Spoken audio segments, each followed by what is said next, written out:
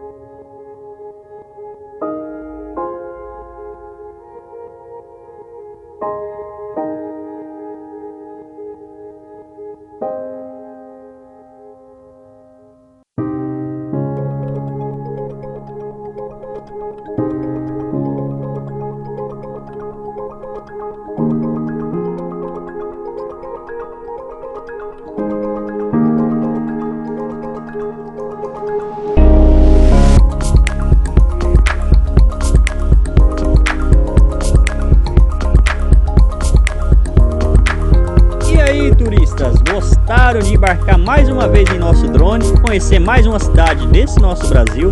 Se você gostou, deixe um like. Se você ainda não é inscrito aqui do nosso canal, não deixe de se inscrever e ativar o sininho para curtir as nossas notificações e nossos conteúdos. Um grande abraço e até o próximo vídeo!